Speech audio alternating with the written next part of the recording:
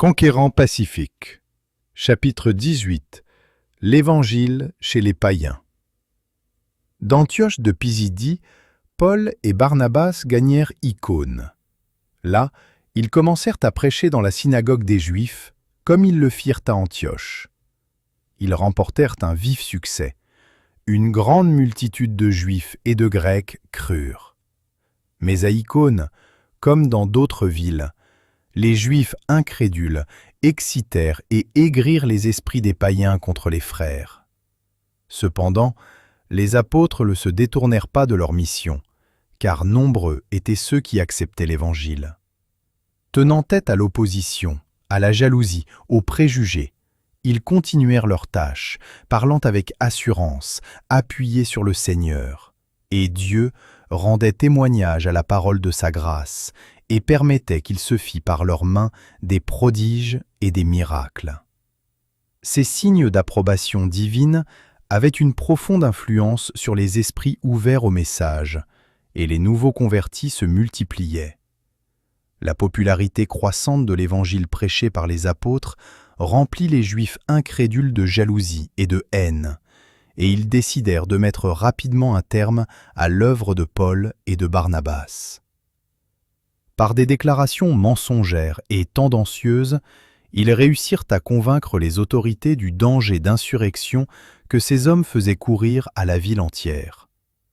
Ils déclarèrent qu'un grand nombre de personnes s'attachaient à eux et insinuèrent que c'était pour des fins obscures et dangereuses. Ces accusations obligèrent les disciples à paraître fréquemment devant les autorités. Mais leur bon droit était si manifeste, leurs arguments si pertinents, leurs déclarations relatives au message qu'ils prêchaient si calmes, si convaincantes, qu'un mouvement favorable se dessina en leur faveur. Bien que les magistrats aient été prévenus contre les apôtres par des faux témoignages, ils n'osaient pas les condamner. Ils ne pouvaient s'empêcher de reconnaître que leur prédication tendait à faire des hommes vertueux, des citoyens respectueux de la loi, et que la moralité et l'ordre de la cité s'amélioreraient si les vérités qu'ils enseignaient étaient mises en pratique. Malgré l'opposition, le message divin acquérait une grande popularité. Les Juifs s'aperçurent que leurs efforts pour entraver l'œuvre des nouveaux prédicateurs ne faisaient qu'accroître le nombre des adeptes. La population de la ville se divisa. Les uns étaient pour les Juifs, les autres pour les apôtres. Les chefs juifs étaient si irrités par la tournure des événements qu'ils décidèrent d'avoir recours à la violence pour arriver à leur fin. Ils excitèrent les plus viles passions de la foule ignorante et tapageuse et réussirent à créer une sédition qu'ils attribuèrent aux enseignements des disciples. Ils espéraient, grâce à cette fausse accusation, gagner la faveur des magistrats et réaliser ainsi leur projet. Ils décidèrent de ne pas permettre aux apôtres de se défendre, mais de faire intervenir le public qui lapiderait sûrement Paul et Barnabas, mettant ainsi fin à leur travail. Bien qu'incroyants, certains amis des apôtres les avertirent de ce projet perfide et leur conseillèrent de ne pas s'exposer inutilement à la fureur de la foule, mais de sauver leur vie. Paul et Barnabas quittèrent donc secrètement Icône, laissant aux croyants le soin de continuer, pendant quelque temps, l'œuvre de Dieu. Mais ils ne laissaient pas cette ville définitivement. Ils étaient bien résolus à y revenir dès que les événements se seraient apaisés pour achever l'œuvre qu'ils y avaient commencée. En tout temps et en tout lieu, les serviteurs de Dieu se sont heurtés à l'opposition la plus farouche de la part des hommes qui rejettent délibérément les vérités célestes. Souvent, grâce aux mensonges et à l'hypocrisie, ceux-ci ont paru triompher en fermant les portes devant les messagers divins. Mais ces portes ne sauraient rester closes indéfiniment. Les prédicateurs de l'Évangile qui ont repris, après un certain temps, la tâche abandonnée, ont souvent découvert que le Seigneur avait travaillé avec puissance en leur faveur, leur permettant ainsi d'élever des monuments à la gloire de son nom. Chassés d'Icône par la persécution, les apôtres se rendirent à Lystre et à Derbe, en Lycaonie. Ces villes se composaient en grande partie de païens superstitieux. Néanmoins, il s'en trouva parmi eux qui étaient prêts à recevoir l'Évangile. C'est dans ces villes et les régions avoisinantes qu'ils décidèrent de travailler, espérant ainsi éviter les préjugés juifs et échapper à la persécution. Il n'y avait pas de synagogue à Lystre, bien que certains juifs résidaient dans cette ville. Un grand nombre d'habitants célébraient leur culte dans un temple dédié à Jupiter. Lorsque Paul et Barnabas firent leur apparition à Lystre et y exposèrent les vérités fondamentales de l'Évangile, beaucoup de païens n'hésitèrent pas à établir un rapport entre ces nouvelles doctrines et le culte superstitieux qu'ils professaient pour Jupiter. Les apôtres cherchèrent à communiquer à ces idolâtres une connaissance du Dieu créateur et de son Fils, le Sauveur de l'humanité. Ils attirèrent d'abord leur attention sur les œuvres merveilleuses de Dieu, le soleil, la lune, les étoiles, le cycle merveilleusement régulier des saisons, les montagnes aux neiges éternelles, les arbres majestueux et d'autres miracles de la nature qui sont autant de témoignages d'une grandeur dépassant l'intelligence humaine. Au moyen des œuvres du Tout-Puissant, les apôtres dirigeaient les esprits des païens vers la contemplation du grand maître de l'univers. Quand ils eurent exposé avec toute la clarté désirable les vérités fondamentales concernant le Créateur, les apôtres parlèrent aux Lystriens du Fils de Dieu qui était venu du ciel sur la terre, poussé par son amour pour les enfants des hommes. Ils les entretinrent de sa vie et de son ministère, de son rejet par ceux qu'il était venu sauver, de son jugement, de sa crucifixion, de sa résurrection, de son ascension au ciel où il intercède auprès du Père en notre faveur. Ainsi, avec l'esprit et la puissance d'en haut, Paul et Barnabas proclamaient l'Évangile à Lystre. Un jour, alors qu'ils parlaient au peuple de l'œuvre du Christ en faveur des malades et des affligés, Paul vit parmi ses auditeurs un boiteux dont les yeux étaient fixés sur lui et qui était profondément intéressé par ce qu'il entendait. L'apôtre éprouva de la sympathie pour ce malheureux, en qui il discernait un homme qui avait la foi pour être guéri. En présence de cette assemblée idolâtre, il ordonna au paralytique de se lever. Jusqu'alors, le malade n'avait pu que s'asseoir. Il obéit instantanément à l'ordre de Paul et, pour la première fois de sa vie, il se tint sur ses pieds. Ayant soudain recouvré ses forces grâce à cet acte de foi, celui qui avait été paralysé se leva d'un bond et marcha. À la vue de ce que Paul avait fait, la foule éleva la voix et dit en langue lycaonienne « Les dieux, sous une forme humaine, sont descendus vers nous. » Cette déclaration était en harmonie avec une tradition de ce peuple, selon laquelle les dieux visitaient parfois la terre. Barnabas fut appelé Jupiter, le père des dieux, à cause de son attitude empreinte de dignité, du rayonnement plein de douceur qui émanait de sa personne. Ils prirent Paul pour Mercure, parce que c'était lui qui portait la parole, qu'il était énergique et grave et prêchait avec éloquence. Les Lystriens, désireux de montrer leur gratitude envers les apôtres, persuadèrent le prêtre de Jupiter d'honorer Paul et Barnabas. Il amena des taureaux avec des bandelettes vers les portes et voulait, de même que la foule, offrir un sacrifice. Les apôtres qui s'étaient retirés pour se reposer n'étaient pas avertis de ces préparatifs de fête. Bientôt, cependant, leur attention fut attirée par de la musique et les cris d'enthousiasme de la foule qui s'était amassée devant la maison où ils séjournaient. Quand ils se rendirent compte de la raison qui amenait les Lystriens à manifester avec tant d'exaltation, ils déchirèrent leurs vêtements et se précipitèrent au milieu de la foule, espérant empêcher de plus grandes démonstrations. Dominant les clameurs de la foule, Paul réclama son attention. Le tumulte s'apaisa. « Ô homme, dit-il, pourquoi agissez-vous de la sorte? Nous aussi nous sommes des hommes de la même nature que vous, et, vous apportant une bonne nouvelle, nous vous exhortons à renoncer à ces choses vaines pour vous tourner vers le Dieu vivant qui a fait le ciel, la terre, la mer et tout ce qui s'y trouve. Ce Dieu, dans les âges passés, a laissé toutes les nations suivre leur propre voie, quoiqu'il n'ait cessé de rendre témoignage de ce qu'il est, en faisant du bien, en vous dispensant du ciel les pluies et les saisons fertiles, en vous donnant la nourriture avec abondance et en remplissant vos cœurs de joie. Mais, bien que les apôtres aient nié leur divinité, bien que Paul se soit acharné à tourner l'esprit de la foule vers le vrai Dieu, le seul digne de l'adoration des hommes, il lui fut presque impossible d'empêcher celle-ci d'offrir un sacrifice en leur honneur. Les païens étaient si fermement convaincus de la divinité de Paul et de Barnabas, leur enthousiasme pour eux était si grand qu'ils avaient bien du mal à reconnaître leur erreur. À peine les apôtres purent-ils, par ces paroles, dit l'Écriture, empêcher la foule de leur offrir un sacrifice. Les Lystriens affirmaient avoir constaté de leurs propres yeux le miracle opéré par les apôtres. Ils avaient vu en effet un paralytique de naissance devenir ingambe et jouissant désormais d'une force et d'une santé parfaite.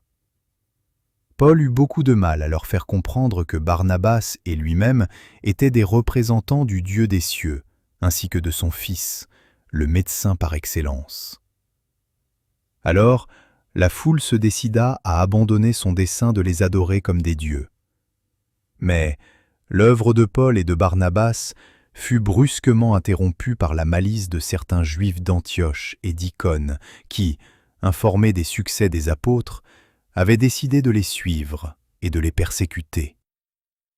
En arrivant à Lystre, ces Juifs réussirent rapidement à inspirer à la foule la même haine que celle qui les animait. Ils usèrent de paroles calomnieuses et diffamatoires, si bien que ceux qui avaient considéré Paul et Barnabas comme des êtres divins furent persuadés qu'ils étaient en réalité des sujets dangereux qui méritaient la mort.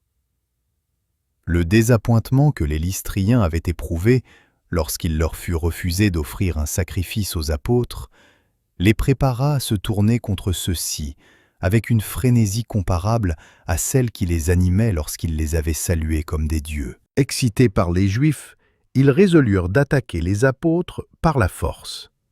Il leur fut recommandé de ne pas permettre à Paul de prêcher, car si on lui accordait ce privilège, il réussirait à ensorceler la foule. Les desseins meurtriers des ennemis de l'Évangile ne tardèrent pas à être mis à exécution.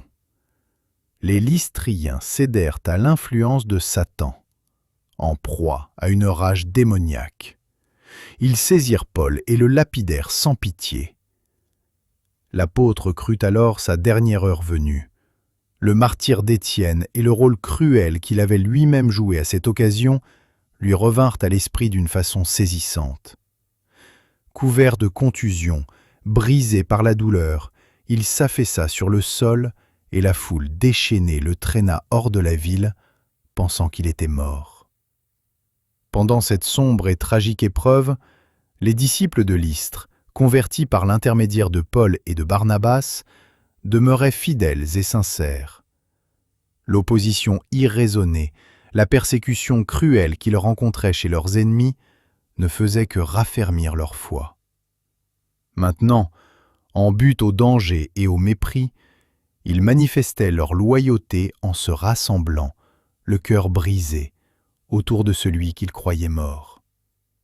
Mais quel ne fut pas leur étonnement lorsque, au milieu de leur lamentation, ils virent l'apôtre soulever tout à coup la tête et se dresser sur ses pieds avec des louanges sur les lèvres. Ce rétablissement inespéré du serviteur de Dieu parut à leurs yeux comme un miracle de la puissance divine, survenu providentiellement pour sanctionner leur foi nouvelle. Ils furent remplis d'une joie inexprimable et ils louèrent le Seigneur avec une ferveur nouvelle. Parmi les convertis de Lystre, qui avaient été témoins des souffrances de Paul, il en était un qui allait devenir un instrument puissant pour le Christ et partager avec l'apôtre les épreuves et les joies d'un travail d'avant-garde dans les champs difficiles. C'était un jeune homme du nom de Timothée. Lorsque Paul fut traîné hors de la ville pour être lapidé, ce jeune homme était parmi ceux qui assistaient au supplice et qui le virent se relever meurtri et tout couvert de sang mais avec des louanges sur les lèvres, parce qu'il lui avait été permis de souffrir pour l'amour du Christ. Le jour qui suivit la lapidation de Paul, les apôtres partirent pour Derbe. Là, leur travail fut richement béni, et de nombreuses âmes furent amenées au Sauveur. Mais quand ils eurent évangélisé cette ville et fait un certain nombre de disciples, ni Paul ni Barnabas ne voulurent entreprendre un travail dans une nouvelle région sans affermir la foi des convertis qu'ils avaient laissés seuls pendant un certain temps dans les endroits où ils étaient passés. Ainsi, bravant le danger, ils retournèrent à Lystre, à Icône et à Antioche, fortifiant l'esprit des disciples, les exhortant à persévérer dans la foi. Beaucoup de ceux qui avaient accepté la bonne nouvelle du salut s'étaient exposés à l'opposition et à la critique. Les apôtres s'attachèrent à les affermir, afin de ne pas avoir travaillé en vain. Le soin avec lequel ils les entourèrent fut un facteur important dans le développement de leur vie spirituelle. Ils organisèrent des églises en Lycaonie et en Pisidie, partout où se trouvaient des chrétiens. Des anciens furent nommés dans chaque église, et ordre et méthode introduits dans les affaires qui concernaient le bien spirituel des frères. Ceci était en accord avec le but que se proposait l'Évangile, à savoir unir tous les disciples du Christ en un seul corps, et c'est ce but que Paul s'efforça d'atteindre pendant tout son ministère. Partout où, grâce à ses efforts, un certain nombre de païens reconnaissaient le Christ comme leur sauveur, l'apôtre les constituait en Église. Il procédait de même dans les endroits où les chrétiens étaient peu nombreux. Il les exhortait alors à s'entraider et à se souvenir de la promesse qui avait été faite par Jésus. « Là où 2 ou 3 sont assemblés en mon nom, je suis au milieu d'eux. » Matthieu 18, verset 20. Paul n'oublia jamais les églises ainsi organisées. Le souci qu'il en avait pesait sur son cœur comme un fardeau dont le poids allait croissant. Si petite que fût une communauté, elle était cependant l'objet de sa constante sollicitude. Il veillait avec une affection toute particulière sur les petites églises, se rendant compte qu'elles réclamaient un soin spécial, que ses membres devaient être fermement établis dans la vérité, afin de pouvoir à leur tour travailler avec ardeur en faveur de ceux qui les entouraient. Dans toutes leurs entreprises missionnaires, Paul et Barnabas cherchaient à suivre l'exemple du Christ, exemple fait de sacrifices volontaires, de labeurs incessants pour les âmes. Toujours en éveil, débordant d'ardeur, infatigables. Ils ne pensaient jamais à leur tranquillité personnelle. Avec des prières ferventes, ils allaient, inlassablement, semant la parole de vie. En répandant ainsi l'Évangile, ils s'efforçaient d'inculquer à tous ceux qui acceptaient le Christ un enseignement pratique d'une inestimable valeur. Cet esprit de ferveur et de révérence envers Dieu imprimait sur l'âme des nouveaux disciples un sentiment durable à l'égard du message évangélique. Lorsque des hommes d'avenir et de talent, comme ce fut le cas pour Timothée, se convertissaient, Paul et Barnabas cherchaient avant tout, et avec une ardeur spéciale, à leur montrer la nécessité de travailler dans la vigne du Maître. Et quand les apôtres se dirigeaient ailleurs, la foi de tels hommes ne fléchissait pas, mais au contraire augmentait. Fidèlement instruits dans les voies du Seigneur, ils savaient comment travailler avec désintéressement, zèle et persévérance pour le salut de leurs semblables. Cette formation suivie donnée aux nouveaux convertis fut un important facteur dans les succès remarquables qui couronnèrent les travaux de Paul et de Barnabas en pays païens. Le premier voyage missionnaire s'achevait rapidement. Les apôtres, après avoir confié au Seigneur les églises nouvellement organisées, se dirigèrent en Pamphylie. Ils annoncèrent la parole à Perge et descendirent à Attalie. De là ils s'embarquèrent pour Antioche.